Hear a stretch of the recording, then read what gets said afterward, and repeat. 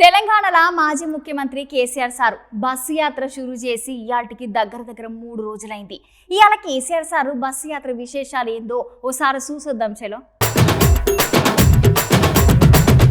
అవునల్ల KCR sir ఇయాలకి bus యాత్ర షురూ చేసి 3 దినాలైంది. మొదట మిర్యాలగూడ, సూర్యాపేట, అటెంకల, భువనగిరి జిల్లాలకు పోయిన కేసీఆర్ సారు ఇయాల మహబూబ్నగర్ జిల్లా రోడ్ షోలో పాల్గొంటున్నాడు. సార్ రోడ్ షోలో భాగంగా మాట్లాడుతున్నాడు. సార్ మాటలు మీర్సుతో ఒకసారి వినుర్రి.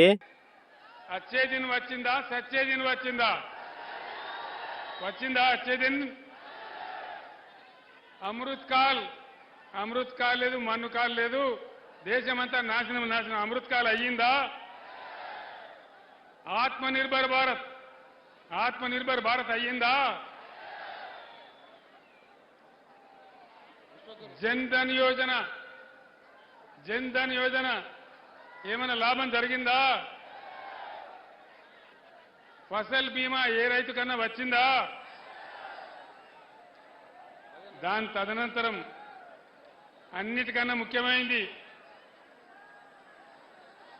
నేను గెలిస్తే ప్రతి కుటుంబానికి 15 లక్షలు వస్తాయి. ఇది నరేంద్ర మోడీ 10 ఏళ్ల కిందట చెప్పిండు. వచ్చినాయా ఎవరికన్నా? అన్న సప్పుడే నిలబడతలేదు. 15 లక్షలు వచ్చినాయా? ఇవన్నీ చేసినందుకు నరేంద్ర మోడీ విశ్వగురువా?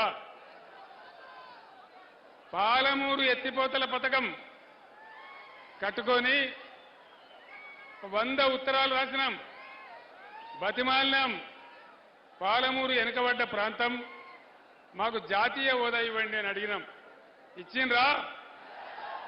ఇప్పుడు నిలబడ్డ డీకే అరుణ గారు జాతీయ ఉపాధ్యక్షురాలు, 5 ఏళ్ల నుంచి ఆమెనే ఉన్నది. మరి పాలమూరు జాతీయ హోదా తెచ్చిందా? మరి ఏం ముఖం పెట్టుకొని ఓట్లాడుతా ఉన్నారు? దయచేసి ఒక్కసారి ఆలోచన చేయండి. ఈ ప్రపంచంలో డాలర్ అగెన్స్ట్గా మన రూపాయి ఎంత దిగజారిపోయింది?